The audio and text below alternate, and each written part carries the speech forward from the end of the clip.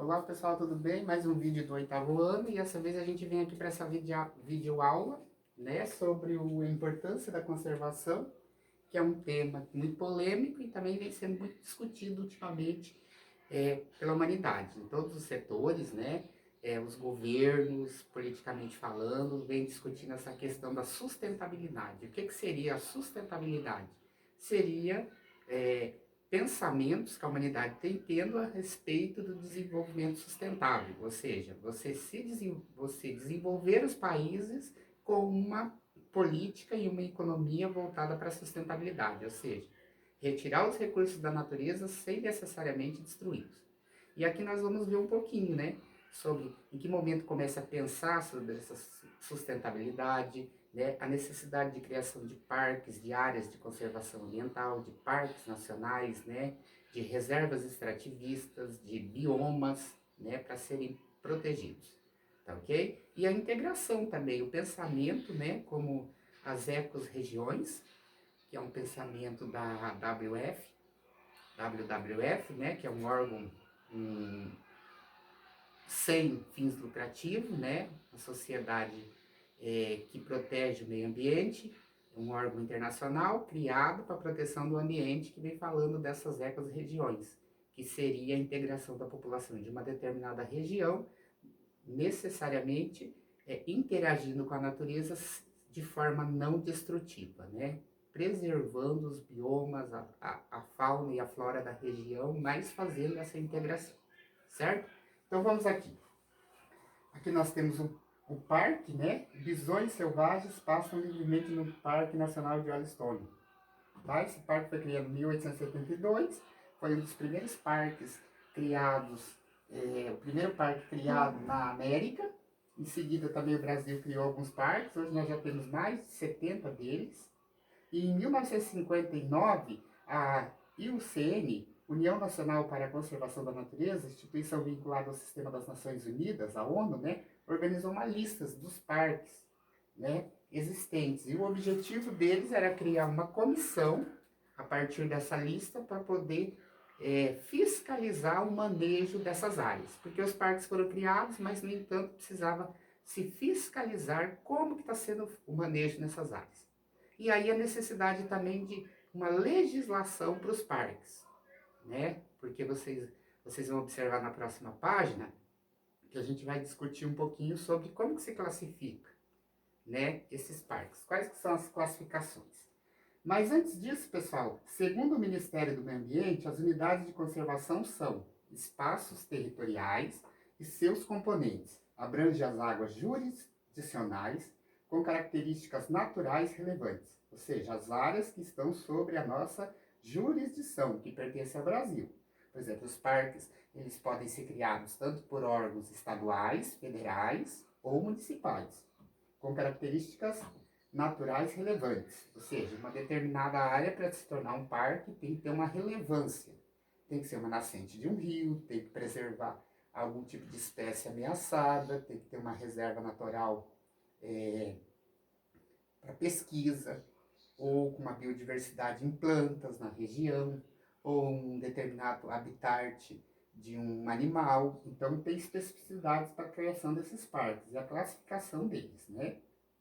Com o objetivo de preservação, conservação e limites definidos, sob regime especial de administração, ao qual se aplicam garantias adequadas de proteção.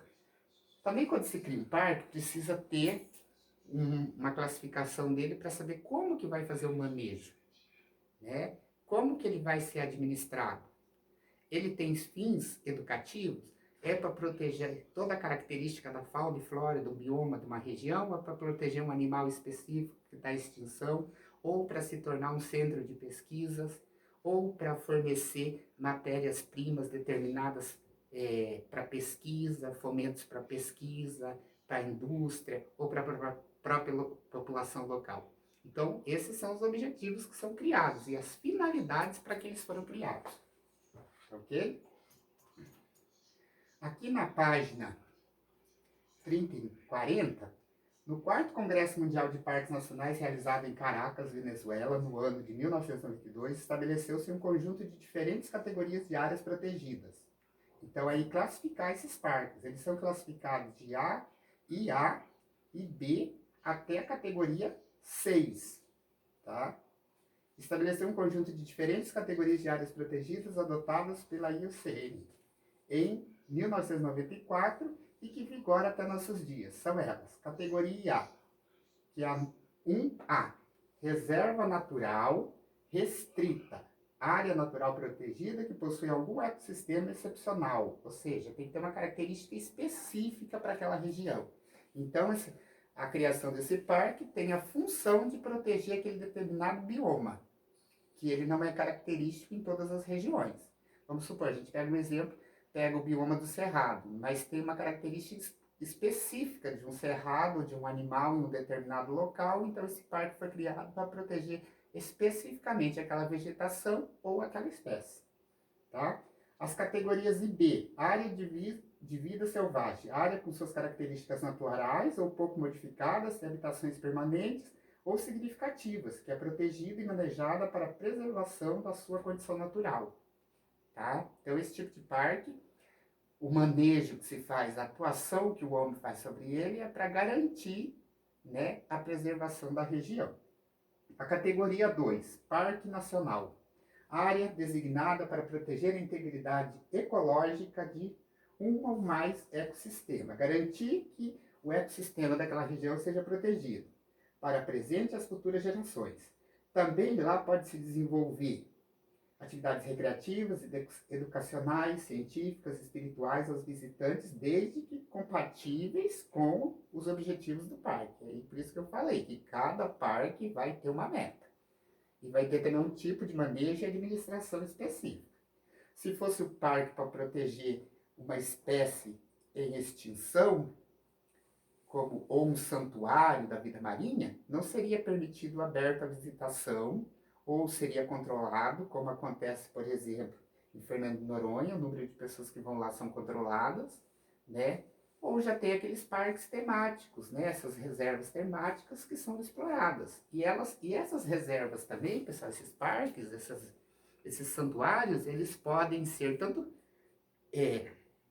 estatais do estado, ou eles podem ser privados, né? Por exemplo, aqui nós temos a Pousada das Araras, região aqui próxima, que é um parque privado, né? Com estrutura de águas transparentes, com estrutura de pousadas, de restaurantes, e aí as pessoas que são donas daquela propriedade mantêm a preservação da natureza, mas ao mesmo tempo podem vincular uma exploração através do turismo. E recebem incentivos do governo, isenção de impostos, ou seja, um monte de benefícios que incentivam a atividade de preservação. Tá? O 3, monumento natural, área contendo elementos naturais, eventualmente associados a componentes culturais específicos de valor excepcional ou único, dada uma raridade, representatividade, qualidades estéticas ou significância cultural. Tá? Esses parques, geralmente, eles protegem, como o Parque Nacional do Iguaçu, que protege as cataratas do Iguaçu, né? Então, tem um monumento natural ali que precisa ser protegido, assim como toda o bioma em volta, né? E toda a vida que está presente ali naquela área delimitada. A categoria 4, área de manejo de habitat, espécies, área sujeita a ativa intervenção para o manejo com finalidade de assegurar uma detenção de habitats, que garanta a necessidade de determinadas espécies, né? Isso aí, pelo Instituto de Pesquisa da Amazônia também, né? Eles têm uma proteção do peixe-boi. A gente sabe que o peixe-boi é um animal que já foi ameaçado de extinção, está sendo ameaçado de extinção, porque como ele precisa respirar fora d'água, a população, né, acaba fisgando ele com arpões, quando ele coloca a cabeça para fora da água para poder respirar e se alimentar nas plantas. Então é um peixe que está muito ameaçado, por ser um peixe muito grande, né? Ele é muito visado pela pesca. Então o Instituto, né, acaba aqui fazendo um manejo para a proteção dessa espécie. E também um trabalho de orientação para a população local, para que não venha a exterminar essa espécie. Nós também temos a questão lá na Bahia, né?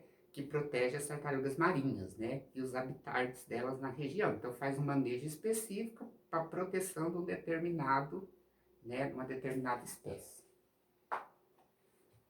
É o projeto Itamar, né, que protege os ambientes das tartarugas marinhas. E o WWF? Desculpa, pessoal, o projeto Itamar. Nos últimos anos, a WWF, né, o que seria a WWF? Fundo Mundial para a Natureza, né? A gente já comentou, é uma ONG, assim como uma ONG, não tem ligações governamentais, apesar de que ela recebe ajuda, e é uma ONG internacional que vem atuando. Qual que é a função dessas ONGs? É atuar nas denúncias, no combate, né, à destruição do meio ambiente e fazer com que o governo, né, prossiga no trabalho de preservação da natureza, na criação dos parques, das reservas e assim por diante. Tá ok? Inclusive tem até um selo, né, para madeira. Quando você vai comprar madeira, se você encontrar um selo da WWF, significa que é uma madeira de uma área sustentável, né? Ou seja, de uma plantação e não de áreas naturais, que acabam destruindo o ecossistema e toda a vida naquela região. Pessoal, vocês têm duas questões, de acordo com o mapeamento das ecorregiões mundiais realizada pela WWF, quais são as ecorregiões que ocupam parte do território brasileiro. Então, vocês vão explicar essas ecorregiões, está muito ligado aos biomas brasileiros, tá? Como a floresta equatorial tropical, como o cerrado, o Pantanal, a Mata Atlântica, a Mata de Araucárias, né?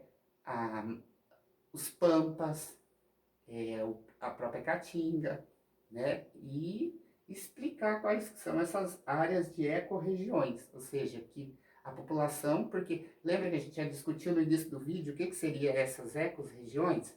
Seria a população passar, né, a cuidar desses ecossistemas no qual elas estão inseridos. Por exemplo, nós estamos inseridos no ecossistema do Cerrado e todo o nosso desenvolvimento ele tem que prosseguir, mas de forma sustentável, organizada. E a gente tem que lutar para poder atingir patamares, né, quando nós temos áreas em riscos, animais em riscos, e a gente tem que buscar soluções para que a gente mantenha a preservação desses ecossistemas, assim como da fauna, da flora e das espécies.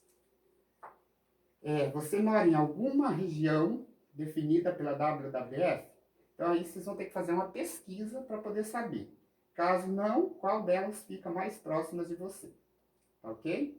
A atuação das ONGs como a WWF tem papel estratégico para dinamizar as ações mundiais, ou seja, quando elas lutam por alguma problemática ambiental, ou seja, derramamento de petróleo, a questão dentro do protocolo de Kyoto, a não emissão de gases, que ela cobra isso dos países, das indústrias, das grandes marcas, ela está viabilizando possibilidades de chamar atenção para o governo para interferir nessas questões ambientais.